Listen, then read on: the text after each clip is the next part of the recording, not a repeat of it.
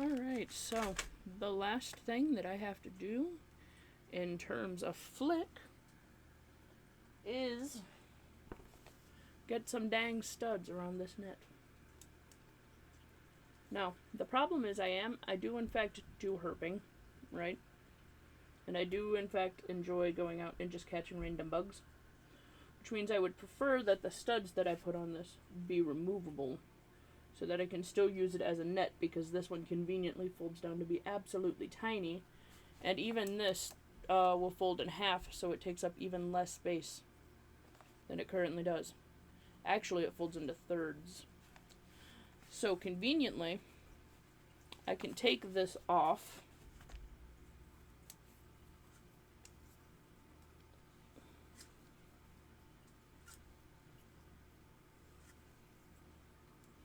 And work with only this part.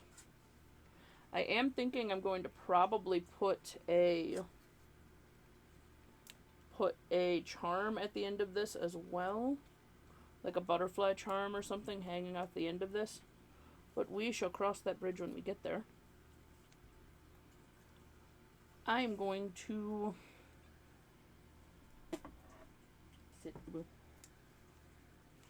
make a foam ring that I can hopefully make so it will attach and kind of flatten right here. And it will go all the way around. And then I'm going to put the studs on the foam, so that hopefully I can simply remove this part, remove the foam ring, and then be able to use it as a regular net. That's the goal. Also, I did go with this dark green instead of with white, because I couldn't find any ones that were black. And while I could spray paint this to be black, I kind of don't want to. So yeah. I feel like the dark green kind of goes with it, because it's a little bit more of a natural look anyway. Anyway, let's get to that.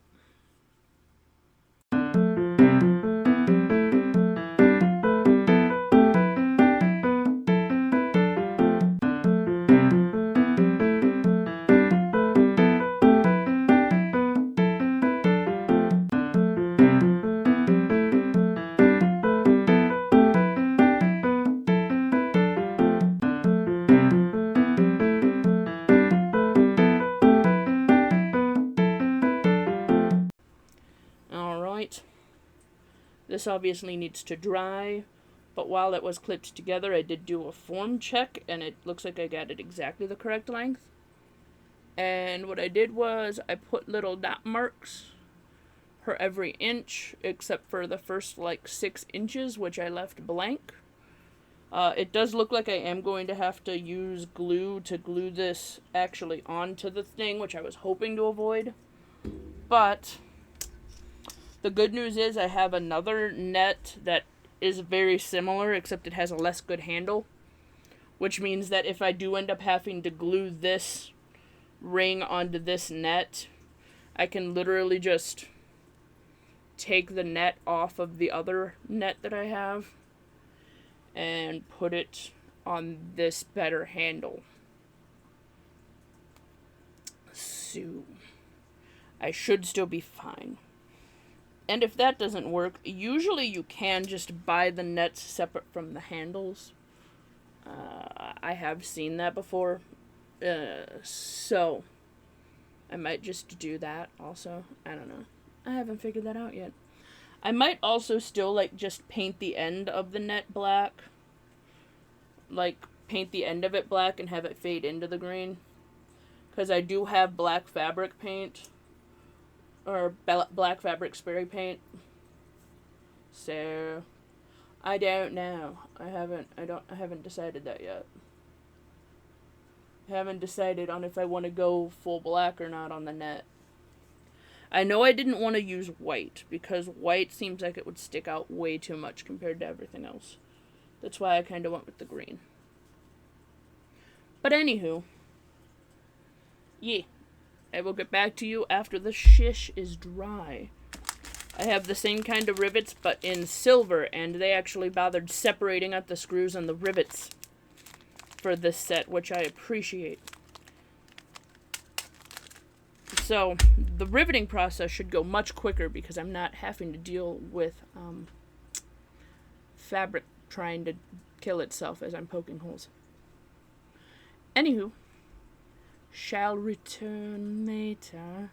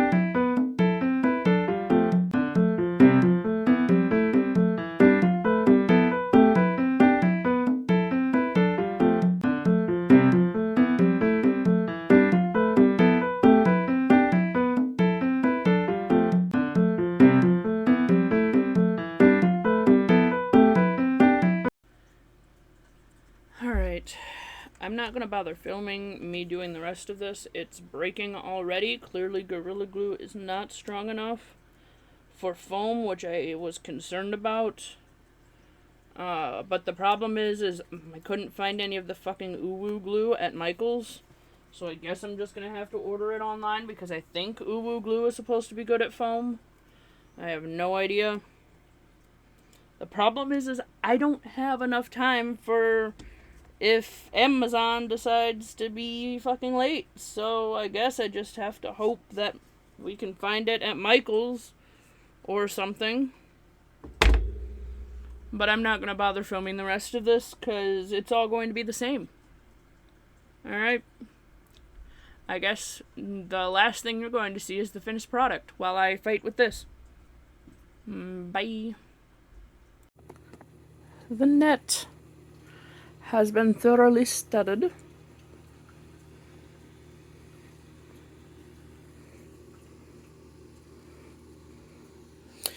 I ended up choosing the cicada because I think the butterfly would have been too small to actually be visible. So yeah. I ended up having to unfortunately make this a permanent addition to the net with glue because I couldn't get it to stay on using itself because the studs made it remarkably heavy. But I feel as though this is a slightly more realistic version of the net. Yeah.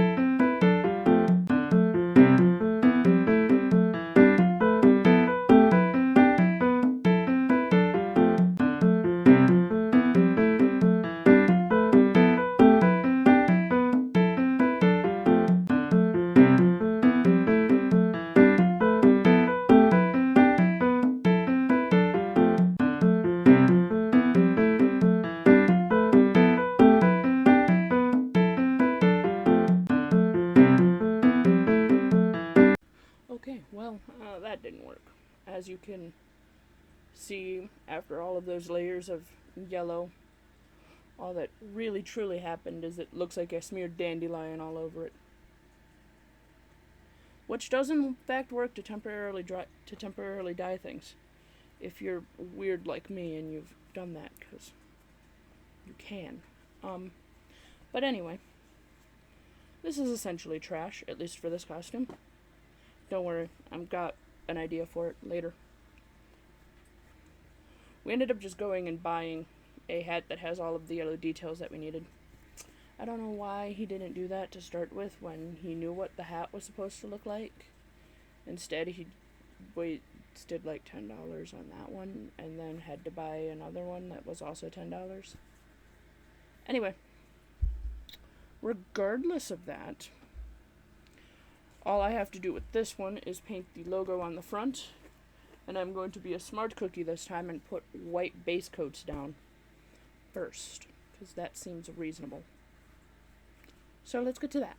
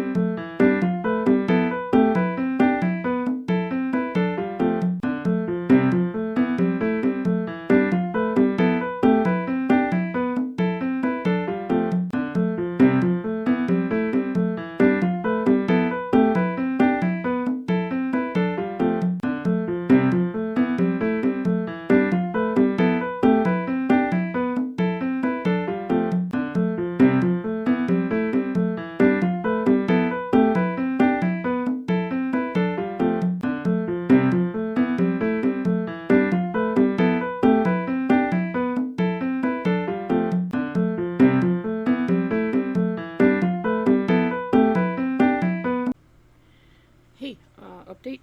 I forgot to hit record while I was painting these, but also y'all know what painting looks like, so I feel like it's not that big of a loss. I just painted the inside of these ears blue. I'm going to let them dry, and then I'm going to glue them onto the hat. And so you guys will see it probably on the hat, because I feel like you also don't need to watch me gluing things. I do feel a little bit bad about taking this apart. I wish Josh had thought to just ask them if we could get just the ears without the headband, but I don't know how the particular seller on Etsy does it. Because every seller does things differently. So I don't know if these were pre-made or if they made them when they were asked for. But whatever. Here we are. If they made them the way when they were asked for, we could have asked for them to make the insides blue too, but you know. Oh well. Anyway. Toodaloo. You will see the finished photo of the hat with the ears glued on probably now.